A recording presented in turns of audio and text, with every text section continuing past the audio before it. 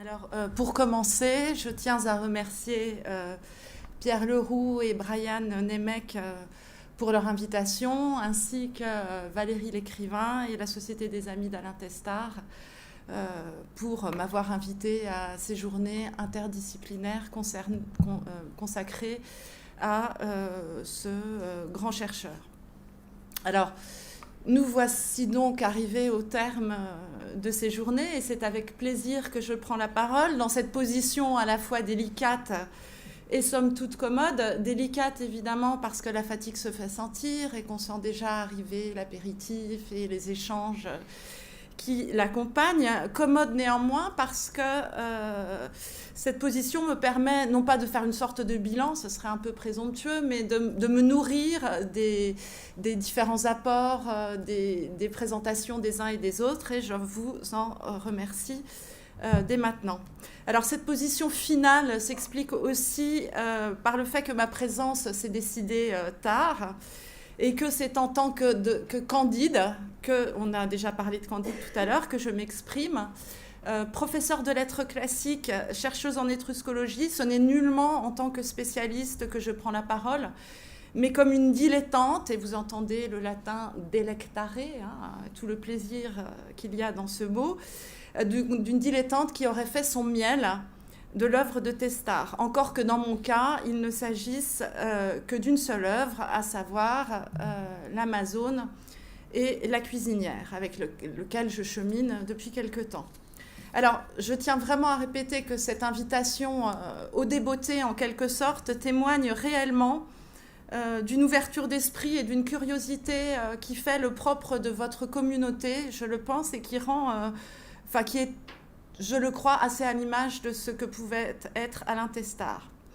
Alors, je vais retracer rapidement les raisons de ma venue ici en citant monsieur le professeur Leroux, qui, lorsque je lui écrivais pour lui demander d'assister à distance aux rencontres depuis le fond de mon lit, puisque j'étais très malade, m'a dit, en gros, venez. Alors, je le cite, « Il me semblerait très intéressant pour nous, la communauté des ethnologues et des archéologues notamment, d'entendre le point de vue d'une enseignante agrégée S lettres classiques, notamment latine et notamment spécialiste des études étrusques. Des étudiants et des jeunes chercheurs y apprendraient des choses complémentaires à ce qu'ils trouvent déjà chez les disciples, élèves, collègues d'Alain, mais des chercheurs plus confirmés et souvent trop spécialisés aussi, moi inclus. » Nous étions le 14 mars 2021. C'est donc avec cette feuille de route que je m'adresse à vous pour vous montrer le bénéfice que je tire de la lecture de l'Amazone en tant qu'étruscologue et en tant que professeur. Cela constituera du reste la double scansion de cette présentation, comment cette œuvre limpide me permet d'éclairer certains points dans le questionnement qui est le mien, de proposer des hypothèses renouvelées en croisant les approches. Alors pour ce faire, je procéderai à une sorte de lecture juxtalinéaire en mettant en regard des phrases ou des expressions d'Alain Testard particulièrement précieuse pour moi, en regard avec des artefacts ou des textes anciens. Et j'ajoute que cet hommage à Alain Testard m'invite également à poursuivre ces pistes de travail en me demandant à mon tour si les femmes, dans cet espace contraint de la division sexuelle du travail, Eurydice a parlé de fenêtre à un moment, donc dans cette fenêtre qui leur a été octroyés, n'ont pas, à certaines périodes et sur certains territoires, tiré littéralement leur épingle du jeu, la métaphore textile étant ici importante dans la formulation. Alors, je vais commencer dans un premier temps par le volet d'Etrusco, avec une carte pour vous présenter rapidement la culture étrusque. Donc, vous voyez que ce qui est en rose foncé correspond au berceau initial du peuplement étrusque en gros entre le comment je fais pointeur laser, pardon, je trouve, entre la vallée du Tibre et la vallée de l'Arno, d'accord, et en gros, on est tout au long la culture étrusque, c'est tout le premier millénaire avant, hein, grossièrement. Et on voit que les Étrusques vont se développer sur le territoire italien jusqu'au sud, vers Pontecagnano. En gros, Pompéi serait une ville étrusque, hein, ce nom vous dit quelque chose évidemment, et au nord se développer dans ce qu'on appelle l'Étrurie padane, c'est-à-dire dans la vallée du Pô, au contact des Celtes. Donc vous voyez que c'est largement au-delà de l'Étrurie centrale, comme on a coutume de le dire. Alors, voilà pour la culture étrusque. Et ce qu'on appelle véritablement la culture étrusque suit une phase de formation qu'on appelle la culture villanovienne. Et grossièrement, ce qu'on appelle la culture étrusque naît d'échanges avec d'autres cultures méditerranéennes, c'est-à-dire au moment où les Phéniciens et les Grecs notamment entrent en contact avec les Villanoviens en Italie, à la recherche de minerais notamment, que va se développer ce faciès qu'on appelle la culture étrusque.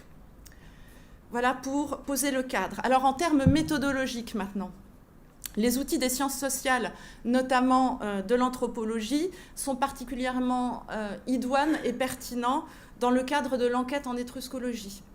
L'étruscologue, en effet, se trouve confronté à une culture non pas dépourvue de textes, rien ne serait moins faux, mais de littérature qui permettrait de rendre compte des imaginaires de sources sûres, comme diraient nos amis historiens.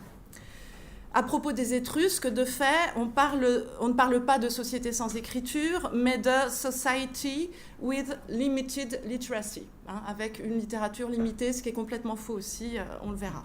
Alors, les textes sont en effet nombreux. On me posait la question tout à l'heure, puisque l'épigraphie a fourni quelques 13 000 inscriptions, 4 000 pour une période correspondante pour les inscriptions latines. Donc, vous voyez qu'on a une grosse documentation épigraphique.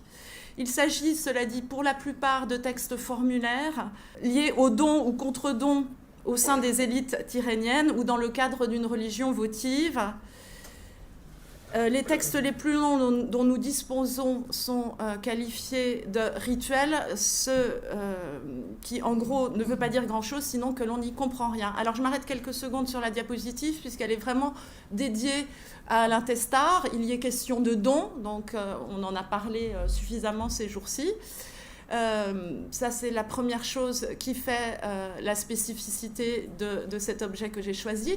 La deuxième, c'est que c'est la dédicace d'une femme sur un objet lié au service vinaire, au vin, à la consommation du vin, puisque c'est une Enochoé. Troisième spécificité, c'est un objet parlant, hein, typique des inscriptions sur les objets étrusques. Hein, c'est l'objet qui dit qui il est et ce qu'il faut faire de lui. Et l'autre point important qui rejoint mes nouveaux amis ethnologues ou anthropologues, c'est que ce type de vaisselle est typique de la culture étrusque. On appelle ça bucchero. C'était de très beaux objets, croyez-moi sur parole, puisque là vous avez quelque chose de l'ordre du fragment, mais j'aime beaucoup le fragment aussi. C'était une technique très particulière de cuisson par oxydoréduction qui donnait des objets gris, noirs, anthracite très brillants qui imitaient la vaisselle en métal qui était très prisée dans les banquets, hein, on en a un peu perdu la mémoire. Et ce terme bucchero est un terme d'origine portugaise et espagnole et désignait les poteries un peu grossières que l'on ramenait des Amériques et qui avaient connu une certaine mode au XVIIe, au XVIIIe et au XIXe, enfin XVIIIe, XIXe, où on commence vraiment à fouiller de manière conséquente les nécropoles étrusques. Donc voilà un terme exotique, puisque vous allez voir que l'exotisme nous rapproche également. Alors, je reviens sur donc cette histoire de texte de société sans littérature.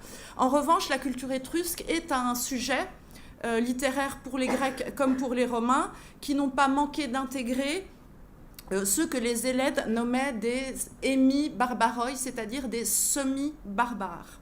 En outre, les Étrusques disposaient d'une littérature florissante, du théâtre, de l'historiographie, de la poésie, littérature qui a disparu corps et biens, alors même que la nobilitas romaine allait faire ses classes dans les métropoles étrusques avant que la mode ne soit d'aller en Grèce.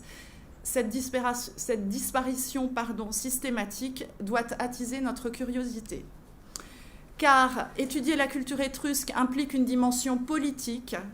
Il s'agit de redonner corps et voix aux dominés pour faire émerger d'autres imaginaires, faire éclore d'autres mondes possibles.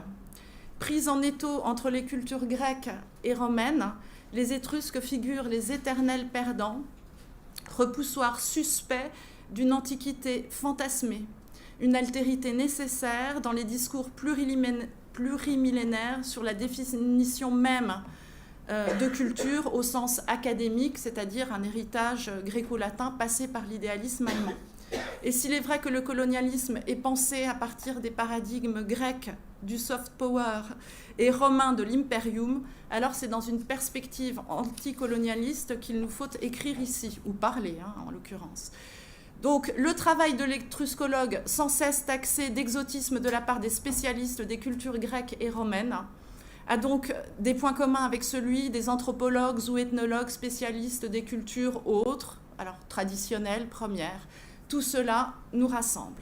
Alors voici une phrase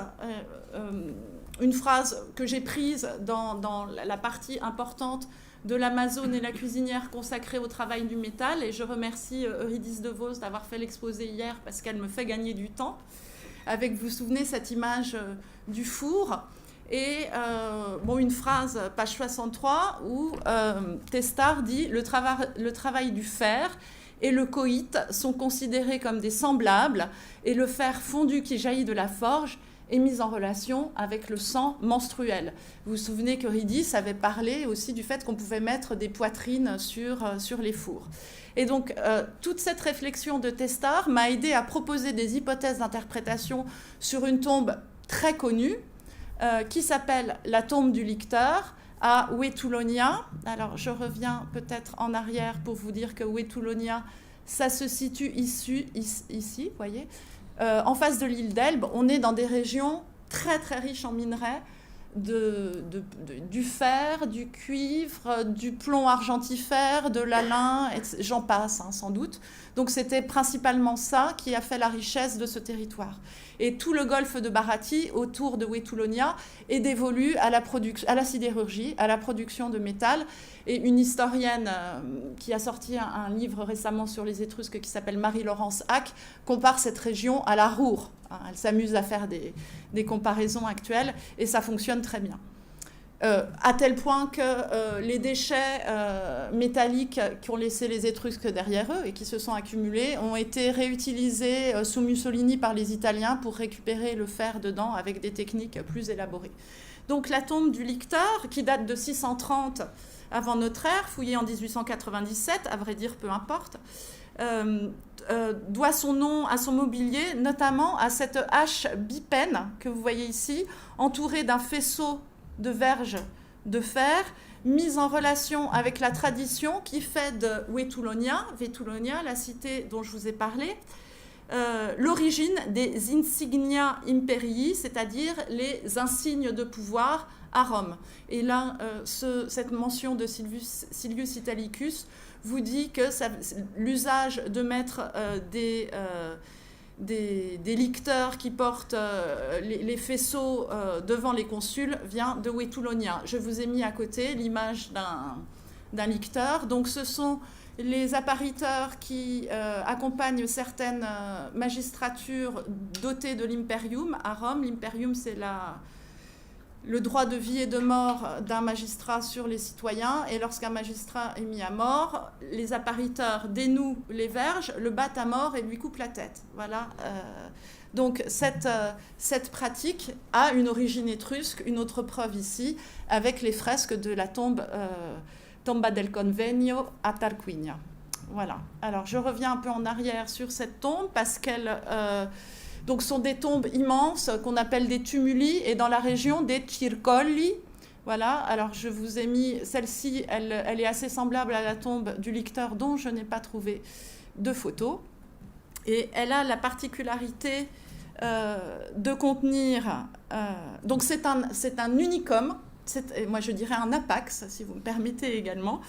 Elle contenait donc, outre cette hache bipène que l'on a vue, une autre hache, d'autres armes, notamment une épée, 2 chars, très, très importants, 2 fibules en bronze et une fibule en or sur âme d'argent décorée d'un lion. Tout ça, ce sont des objets masculins et en plus un encensoir de type vétulonien en bronze qui est un très bel objet également. Donc tous ces objets connotent le statut d'un chef, ce qu'on appelle en Étrurie un prince. On parle de tombe princière, j'imagine que vous connaissez le terme. Or, à tous ces artefacts de prestige, d'autres viennent s'ajouter voilà, je vais vous montrer en quoi ils m'intéressent plus particulièrement. On a trouvé dans un coffret en bois travaillé recouvert d'or, on a retrouvé l'or, pas le bois, toute une série de bijoux féminins déposés d'une grande magnificence, dont je vais vous montrer certains. Vous avez ici 3 fibules en or sur âme d'argent, décorées sur l'étrier et sur l'arc au repoussé de quadrupèdes fantastiques, des Mischwesen, des êtres hybrides, des variations autour de la chimère. Voici l'arc. Une autre fibule féminine magnifique avec une sphinge et un étrier décoré à nouveau de quadrupèdes fantastiques. Vous voyez que certains crachent le feu, décoré à pulviscolo, comme on dit. C'est-à-dire, c'est typique de l'orfivrerie étrusque, cette granulation faite de microbilles d'or. On n'arrive pas à faire la même chose aujourd'hui, on a perdu la technique pour souligner la perfection des orfèvres étrusques. Une autre fibule assez semblable, avec toujours le même type de quadrupède sur l'arc comme sur l'étrier. Une épingle à cheveux, même décoration, même atelier, même technique. Il y avait des bracelets dont je n'ai pas trouvé les représentations, mais qui travaillaient au repoussé avec aussi des êtres chimériques. Et voici les 2 seuls bijoux qui ne présentent pas ces êtres chimériques. Un très beau collier et des fermatrecce, ce sont des anneaux spiralés en or destinés à maintenir les tresses des dames. Alors, ce qui m'intéresse ici est la chose suivante, c'est que pourquoi cette tombe est un apax ? Parce que c'est la seule tombe princière, non seulement de l'époque, mais même postérieure, qui est remarquable, non seulement par la présence de certains objets, mais par l'absence d'autres. Alors, je me tourne vers les jeunes chercheurs, parce que jetez-vous sur les absences, c'est toujours très bien d'aller gratouiller là, voilà, là, vous allez trouver plein de choses en ne trouvant pas ce que vous cherchez. Vraiment. Et donc, qu'est-ce qui manque évidemment dans cette tombe ? Il manque un service binaire. Tout ce qui est lié au symposion, au banquet, et que l'on trouve dans toutes les tombes de l'époque et dans toutes les tombes étrusques, c'est-à-dire tout ce qui est lié à la consommation du vin. Donc, la question qui se pose, c'est pourquoi ? Alors, comme Alain Testard, il ose poser la question pourquoi, j'ose aussi. Pourquoi ? Peut-être qu'on peut répondre à cette question en l'alliant au fait, à l'autre incongruité qui est cette présence massive de bijoux ornés d'êtres chimériques. Alors, la piste qu'on peut proposer, c'est que de toute évidence, le défunt a voulu être représenté comme autre chose que ce à quoi on s'attendait normalement, et que finalement tous les objets retrouvés dans cette tombe ont un point commun, ils sont tous fabriqués en métal, et qu'on peut supposer appeler ce monsieur, ce défunt, une espèce de prince du métal, qui sans doute tirait sa richesse non pas tant de ses terres, d'une grosse production agricole, mais qu'il avait concentré toute sa richesse dans la production métallifère, de tout ordre, et on voit qu'on a du bronze dans sa tombe, qui a un alliage, hein. On a d'autres alliages, et on a aussi des superpositions de métaux précieux qui sont soit natifs, soit non natifs. Alors, je vais peut-être aller vite. Il faut aussi lier cette présence massive du fer également à la présence de la chimère et de ces êtres chimériques. Qu'est-ce que c'est que la chimère dans l'Antiquité ? Eh bien, c'est un être qui est lié au feu, et si je le fais rapidement, c'est la gardienne des mines, et des mines de métaux, et c'est celle qui est liée à la sidérurgie. Et de fait, comment interpréter la présence de ces dépôts de bijoux? Alors, j'aurais envie de parler, comme on a parlé d'alliage, on peut parler d'alliance. Et là, on voit vraiment un point important de la culture étrusque. Alors, est-ce que ce dépôt de la part de l'épouse est un dépôt d'une offrande faite au mari dans sa dernière demeure, ou bien ce qu'on peut analyser à cette même époque, une dépense somptuaire propre aux pratiques funéraires? Il me semble qu'on peut proposer autre chose, alors sans exclure ces interprétations, qui est que ce dépôt propose une espèce de récit, une narration un peu complexe, qui a à voir avec le cursus de cet homme, de ce licteur, avec sa vie politique, liée à son alliance, à cette alliance matrimoniale, sans doute avec une femme de haute lignée, et que cette alliance du masculin et du féminin est bien évidemment passée par ce crible de la sidérurgie qui est vue comme un travail de l'homme, mais avec le corps de la femme que serait le four, la présence de ces chimères qui sont des êtres hybrides qui rassemblent et du masculin et du féminin, ce qui va très bien dans la culture étrusque, puisque, je le rappelle, chez les Étrusques, il existe des chimères mamelues, je vous la montre ici, avec son petit en train de téter. Donc on est assurément dans un mélange de masculin et de féminin. Au passage, ces vases ont été fabriqués par des artisans, par des ateliers à la fois étrusques et ioniens, avec des artisans venus d'Ionie, c'est-à-dire d'Asie mineure, hein, qui avaient quitté la domination perse. Et, ce groupe qu'on appelle groupe de la Tolfa, c'est les monts où il y a tous ces métaux. Donc on voit vraiment quelque chose de cohérent entre la présence de la chimère et la présence des métaux. Donc, ce qui me semble voir ici, c'est la phase précoce d'une pratique qu'on va trouver tout au long de la culture étrusque, qui est cette dialectique qui est vraiment structurante, hein, de mélange du féminin et du masculin. Alors, pas tout à fait ça, ce que je veux dire, c'est que dans les tombes masculines, très souvent sont ajoutées des effigies féminines de l'épouse, humaine ou divine, du reste, et qu'on peut parler dans la culture étrusque véritablement d'une idéologie du couple qui va se dérouler tout au long de la période étrusque. Et je vous ai mis des exemples fort connus, hein. Le sarcophage Campana du Louvre, hein, le fameux sarcophage des époux, son cousin à la Villa Giulia, hein, qui sort du même atelier, et d'autres artefacts avec ce même thème matrimonial, d'alliance matrimoniale, qui viennent renforcer les élites dans la possession et de compétences et de toute cette domination sur le territoire. Vous voyez, différents époux qui banquettent ensemble, usage scandaleux aux yeux des Grecs. Alors ça, c'est parce que les gens sont en général touchés en pensant lire de la tendresse, alors qu'il y a tout un discours idéologique derrière que je n'ai pas le temps d'expliquer. Mais vous voyez, ce couple de vieillards est mignon à souhait. Voilà pour mon premier exemple. Alors, le deuxième exemple s'inspire et continue. Alors, je m'inspire toujours des phrases de l'Amazone de Testard. Continue une réflexion que j'ai eue dans une relecture un peu spéculative de l'histoire de Lucrèce dans Tite-Live. Alors, celles et ceux qui ont fait du latin s'en souviennent, hein, la douce et modeste Lucrèce qui se suicide après son viol. Et il m'avait semblé pouvoir réinterpréter, alors vraiment à la lumière et des artefacts et des textes, cet épisode et lui donner une autre dimension. Et je m'inspire ici donc de ce que dit Testard à la fin de son chapitre dévolu au textile, où il explique que plus les métiers sont techniques, plus ils passent aux mains des hommes, etc.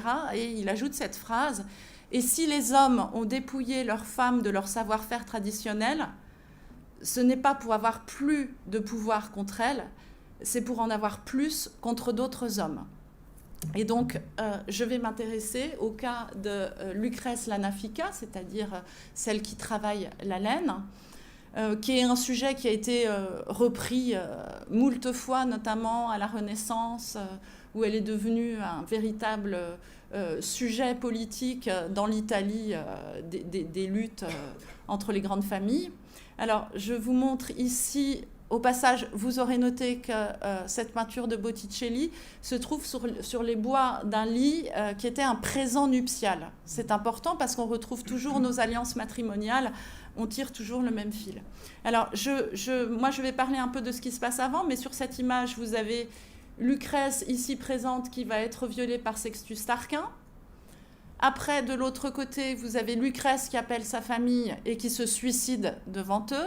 Et après, le serment de sa famille et des amis de sa famille sur son corps pour chasser les ignobles Tarquins et proclamer la République, puisque nous sommes en 509. Cet épisode sonne le glas de la monarchie étrusque et lance cette période glorieuse de la République romaine. Alors je vous lis, moi, le récit qui est avant le viol de Lucrèce, qui me permettra de continuer ma démonstration. Comme il se trouvait qu'il buvait... Alors voilà, c'est la guerre contre Ardée et la famille royale et les amis sont ensemble en train de faire un festin. Comme il se trouvait qu'il buvait chez Sextus Tarquin, où banquetait également Tarquin Collatin, le fils d'Égérius, il fut fait mention des épouses, et chacun de vanter la sienne en des termes admirables. Puis, le débat s'échauffant, Collatin dit qu'il était inutile de disputer et que cela, assurément, on peut le connaître en peu d'heures, à savoir combien sa Lucrèce surpasse les autres. Pourquoi ne pas enfourcher nos montures, puisque la vigueur de la jeunesse est en nous, pour constater par nous-mêmes les qualités de nos épouses, que soit pour chacun d'entre nous une preuve irréfutable, ce qui se sera présenté à nos yeux lors de l'arrivée inopinée de l'époux. Il s'était enflammé sous l'effet du vin, et chacun de s'exclamer « Oui, allons-y ». C'est à bride abattu qu'ils volent vers Rome. Ils y parvinrent comme les ténèbres commençaient à s'étendre. Ils gagnent alors Collatia, où ils trouvent Lucrèce. Non pas comme les belles filles du roi, qu'ils avaient vues employer leur temps à partager un luxueux banquet avec leurs camarades, mais à donner à ses travaux de laine, tard dans la nuit, assise au cœur de la demeure, au milieu de ses servantes, travaillant à la lueur des lampes. La victoire de ce débat sur les femmes revint à Lucrèce. Alors évidemment, hein, on a toujours lu ce passage pour opposer la matrone romaine chaste, modeste, travaillant la laine, et qui finalement, une bonne femme romaine, c'est une femme qui se tue, hein, on verra par la suite. Donc une image idéalisée des valeurs républicaines de la femme romaine, qui s'oppose aux femmes étrusques qui sont en train de faire un banquet, et sans doute avec des gens Il y a une ambiguïté en latin. Hein, l'adjectif pourrait être aussi bien féminin que masculin. Enfin, elles font un banquet avec leurs amis, qu'ils soient des hommes ou des femmes. Ce n'est pas précisé, mais on peut le deviner. Alors, il me semble qu'on peut déceler autre chose, et je ne vais pas refaire la démonstration parce que vous pouvez la lire si ça vous intéresse, mais assurément, et le texte et d'autres preuves nous invite à penser que, certes, si l'on peut lire ce texte comme je vous l'ai dit, hein, l'élaboration augustéenne, Tite-Live écrit à cette époque, donc c'est l'époque où Auguste va remettre les femmes un peu au foyer, réinventer le mythe de l'âge d'or, où on va les faire refiler la laine à l'image de cette Lucretia la Nafika. Il me semble qu'on peut déceler d'autres strates beaucoup plus anciennes qui gardent la présence d'une ancienne puissance féminine, de ces femmes expertes dans l'art du tissage, des filandières, des tisserandes, et qui ont entre leurs mains des moyens de production et qui sont peut-être plus ou moins indépendantes, en tout cas plus ou moins dépendantes, grâce à ces moyens de production et grâce à ce travail féminin. Alors, ce qui avait attisé notre attention, c'était, vous voyez, elles travaillent dans la nuit. Et il y a d'autres points que je n'ai pas le temps de développer ici parce que je voudrais développer autre chose. Parce que ce que je n'avais pas vu, c'est la suite, parce que je m'étais intéressée qu'à ce texte. Alors, je vous ai mis cette image parce qu'elle est quasi contemporaine des faits, pour que vous voyez à quoi ressemblait notre Lucrèce dont on parle tant. Et surtout, on a à nouveau une image matrimoniale et à nouveau une image de femmes étrusques puissantes liées au tissu, puisqu'on a l'image d'un mariage. Vous voyez que le mari et la femme se tendent la main dans une... Enfin, le futur marié et la future femme se tendent la main dans une dexiosis.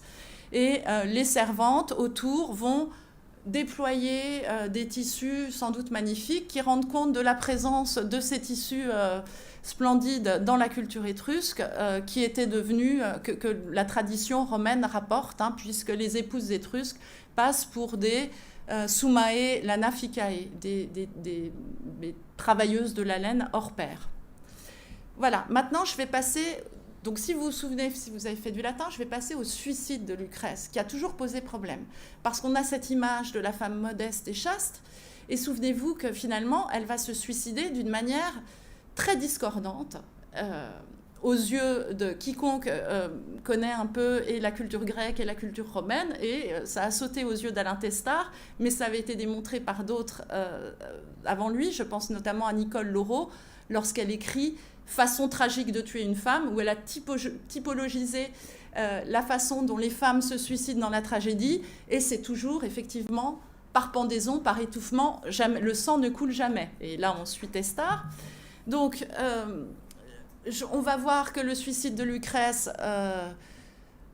est un suicide viril, ce qui est en discordance avec cette femme modeste. Alors, les historiens se sont arrangés en disant « bah oui, effectivement, c'est parce que c'est un épisode qui sonne le glas de la monarchie et qui va faire passer Rome dans la République, donc il faut que ce soit quand même un peu glorieux, mais enfin, qu'une femme utilise un outil, un couteau pour se tuer ». Je vais vous lire le texte avant de continuer mon analyse. Donc, elle vient d'être violée et elle va appeler sa famille. Spurius Lucretius, c'est son père, vint avec Publius Valerius, fils de Volesus, et Collatin avec Lucius Iunius Brutus. Pardon, c'est le Brutus, le héros, celui qui va fonder la République, le premier consul. Ces derniers revenaient justement à Rome quand ils rencontrèrent le messager de Lucrèce. Ils la trouvèrent assise dans sa chambre et accablée. À l'arrivée des siens, elle fond en larmes. « Comment vas-tu » demande son mari. « Mal », dit-elle.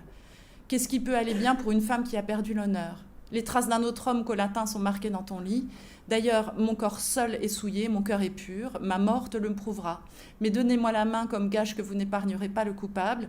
C'est Sextus Tarquin, un hôte agissant en ennemi, qui cette nuit, l'épée à la main, est venu ici pour voler du plaisir, pour mon malheur, mais aussi pour le sien, si vous êtes des hommes. » À tour de rôle, tous donnent leur parole. Ils tâchent d'apaiser sa douleur en rejetant la faute sur l'auteur de l'attentat et non sur celle qui a dû le subir. C'est l'âme qui est criminelle et non le corps. Sans mauvaise intention, il n'y a pas de faute.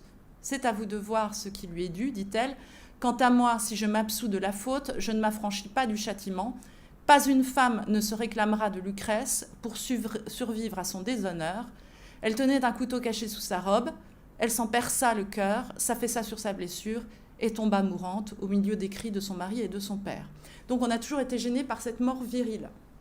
Mort virile, je vous rappelle que Testard nous dit bien que les hommes se tuent de manière sanglante et les femmes par étouffement. La troisième raison, et c'est moi qui la souligne, est que cette façon de se suicider, je rétablis la pendaison, évite l'épanchement sanglant. Il s'adresse au corps féminin en son entier, sans l'ouvrir, le couper ni le déchirer. Donc, pourquoi Lucrèce, si chaste, si modeste, se tue-t-elle avec son couteau qu'elle sort de dessous sa robe ? Bien parce que son couteau, c'est son outil de travail, et que c'est une femme puissante qui a des moyens de production, qui produit, et qui va décider de se donner la mort avec ce qui fait sa puissance même. Pourquoi ? Parce qu'à Rome, le viol n'a pas de motivation sexuelle première. Le viol, c'est toujours l'atteinte à une domus, l'atteinte à une demeure, à l'honneur d'une demeure, à l'odeur du pater familias, du dominus et donc de la domina. Donc en violant Lucrèce, ce n'est pas parce qu'il désire, lorsque Sextus Tarquin viole Lucrèce, ce n'est pas parce qu'il désire Lucrèce, c'est parce qu'il veut dominer, s'approprier cette puissance du féminin qu'elle met en œuvre et qu'elle met en œuvre au service de Tarquin Collatin, qui est lui aussi un homme puissant. Donc il y a des motifs politiques où la femme puissante joue tout son rôle. Alors pour preuve, ces couteaux qu'on trouve tant et plus dans les tombes féminines. Alors là, on en a une très ancienne, villanovienne, voire proto-villanovienne. On voit l'urne cinéraire, une là, 2 fibules, beaucoup moins jolies que celles que je vous ai montrées, un petit couteau et des rocchetti qui servent à faire le tissage typique des Étrusques. Celle-là est passionnante, je vais passer vite. On voit les rocchetti, on voit le fuseau, fusaïole, une très belle ceinture, et le tissu qu'on a mis là, qui est littéralement pied de poule, reproduit trait pour trait la trace de tissu qu'on avait là, qui a été étudiée de manière très fine, puisque je vous ai dit, les Étrusques sont des expertes tisserandes, des expertes filandières, et il y a véritablement un artisanat du tissu très développé. Entre parenthèses, vous voyez, c'est véritablement du pied de poule. Là, on a des tartans, on a des tissus rayés, ce qui est complètement discordant au regard de la culture grecque, qui est plutôt dans la blancheur ou des broderies très précises.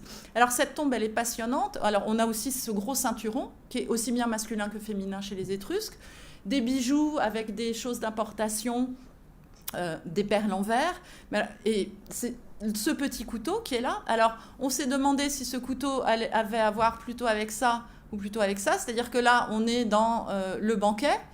Donc, est-ce que c'est un couteau qui a à voir avec le banquet funéraire ou est-ce que c'est un couteau qui a à voir avec la couture? Alors, le textile. Les experts penchent plutôt pour cette deuxième solution. Il n'en demeure pas moins que cette tombe est exceptionnelle à plus d'un titre parce qu'elle contient cette tasse-là, cette coupe corinthienne qui est une des premières importations corinthiennes en Italie. Et alors là, encore mieux, j'ai envie de dire, ça, c'est une énochoé attique de l'époque géométrique, et je pense que c'est la première en Italie. Donc dans cette tombe féminine, vous voyez qu'on est dans la tombe d'une femme excessivement puissante, et que cette puissance est liée aussi à sa capacité à produire des tissus, qu'elle a ses compétences, comme le montrent les tissus bariolés que l'on voit là. Alors à nouveau, ce couteau, dont vous voyez l'aspect qui ressemble quand même à un couteau, enfin, ça ressemble, on pourrait couper la viande avec, vous êtes quand même d'accord, a été découvert dans la ciste qui est là, qui a disparu et dont on voit encore la lanière pour le tenir. Et donc, c'était tout simplement le trousseau de la dame, où avec ses fusaïoles, son fuseau, sa quenouille et son couteau pour couper le fil et la laine. En revanche, là, on a le même couteau, mais qui est lié, pour le coup, au banquet. Donc, moi, ce qui m'intéresse là, c'est que cette figure d'une Lucrèce, la Nafika modeste, si certes, elle est bien dans le texte de Tite-Live, il ne faut pas le réinterpréter complètement, ça existe, c'est bien là, c'est la lecture augustéenne que l'on peut faire, n'en contient pas moins des traces plus anciennes qui sont liées à la documentation de Tite-Live. Tite-Live est allé des annales, des souvenirs très précis, et donc affleure, vous voyez, cette ancienne puissance féminine corroborée par le suicide de Lucrèce, qui est tout sauf le suicide d'une femme modeste, comme les Romains le voudraient. Et que ce couteau, il a à voir aussi bien avec la sphère du tissu qu'avec aussi la sphère, non pas de la viande, on ne coupe pas... La matrona ne couperait jamais de la viande crue avec cela, je suis Montestar, mais c'est la matrona dispensatrice de bienfaits qui, une fois que la viande est cuite, va la partager pour l'ensemble de la maisonnée. Ça s'appelle littéralement l'économie. Oikos, c'est la maison, et nomos, c'est de nemo, partager, distribuer. La femme, c'est celle qui partage la richesse de la maison, mais qu'elle détient également. Et à certaines époques, elle en a sans doute beaucoup plus détenue qu'à d'autres. Voilà pour la partie étrusque de mon exposé. Alors, la professeure l'utilise aussi. Je vais aller très vite, je vais aller à l'essentiel, en fait. Alors, il n'y a pas de lycéens parmi vous, c'est bien dommage, parce que c'est un texte que... Le texte d'Alain Testard, l'Amazone et la cuisinière, est un texte que j'aborde avec les élèves en tant que prof de lettres. Je vais aller vite et vous avez... Alors c'est surtout ce document qui m'intéresse c'est vraiment de l'archéologie, c'est impossible aujourd'hui. C'est une liste de bac, c'est la page 2, que je donnais à mes élèves avant la réforme. Et donc, la question de l'homme dans les genres de l'argumentation du XVIe à nos jours, ça, c'était la question obligatoire. La question de l'émancipation de la femme au siècle des Lumières, c'était la question que j'avais choisie, qui était du reste dans le manuel. La problématique que j'avais choisie. Donc, il y avait toute une série de textes liés aux Lumières, et c'est vraiment dommage que je ne puisse pas développer parce que ça aurait été en relation avec ce que tu as dit. Mais on avait vraiment le temps de travailler avant. Le programme ne nous était pas imposé. Et de fait, il y avait toute une série d'œuvres visuelles qui étaient étudiées. Et quand je lis ça aujourd'hui, on allait voir aussi, regardez, Erving Goffman dans Les Mamans et leurs hommes, qui est un livre de sociaux que j'adore, qui me permettait d'aborder l'étude du féminin, des représentations du féminin, de la ritualisation du féminin, comme sur ce portrait de François Boucher, où on a cette espèce de déesse cosmique... cette Madame de Pompadour, telle une déesse cosmique. Alain Testard, j'étudiais avec mes premières toute la fin de l'Amazone et la cuisinière. Et après, certains d'entre eux choisissaient de le lire par eux-mêmes. Dès la première, c'est tout à fait possible. C'est un texte qui est clair et limpide. Et vous voyez qu'on continuait avec des entretiens de Françoise Héritier. Alors, rapidement, c'est pas parce que je fais de la socio ou de l'anthropologie en cours, parce que j'aime ça. Je suis professeure de littérature et je tiens absolument à ça. C'est-à-dire que cette approche, elle ne me permet pas de faire un excursus par rapport à mon travail. Elle me permet de renforcer mes analyses littéraires. Et peut-être, j'ai 2 choses encore à dire et j'en aurai terminé. La première, c'est un petit exemple. En pensant à l'Amazone de Testard, je vais vous donner l'exemple suivant. On travaillait avec les premières, le monologue de la Médée de Corneille, scène 2, acte 5, le fameux dilemme cornélien, où Médée se demande si elle va tuer ou non ses enfants. La figure d'un monstre, etc., la tragédie, l'héroïne tragique dans toute sa magnificence, en quelque sorte. Mais finalement, comme pour les Amazones, dans le cas de Médée, l'approche anthropologique s'avère fructueuse. Elle évite déjà d'une part la psychoanalyse, qui en son temps porte à ses fruits, mais qui peut paraître discutable dans le cas d'êtres de papier, et elle renforce, j'y tiens absolument, l'interprétation littéraire. La volonté pour Corneille de donner à voir un monstre. Médée n'est pas un monstre parce qu'elle tue ses enfants, elle est un monstre parce qu'elle inverse les rôles. Le mythe propose en effet un retournement des fonctions. Quel personnage, lorsqu'il est quitté par l'autre, tue cet autre et tue les enfants conçus dans ce couple ? Ce n'est pas la femme, c'est l'homme, bien évidemment. Or, Médée subvertit ce rôle, donc son rôle de mère, en se comportant comme un père. Et toute la rhétorique de Corneille, notamment toutes les figures de style de l'opposition à l'œuvre dans ce fameux dilemme cornélien, soulignent cet aspect.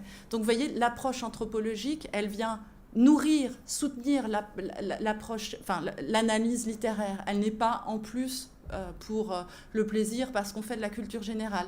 J'y tiens absolument. Ça, c'est la première chose. Et je finis avec ça. Pierre Leroux en a parlé un peu tout à l'heure. Alain Testard écrit des livres tout à fait limpides, même si la pensée est très élaborée et très exigeante.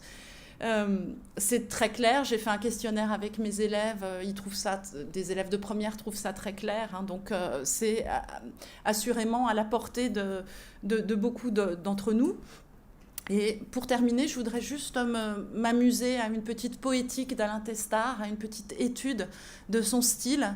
Qu'est-ce qui fait que finalement, il y a une espèce de charme. Alors, j'ai remarqué des adverbes de manière hyperbolique, employés très souvent dans l'Amazone, nullement, étonnamment.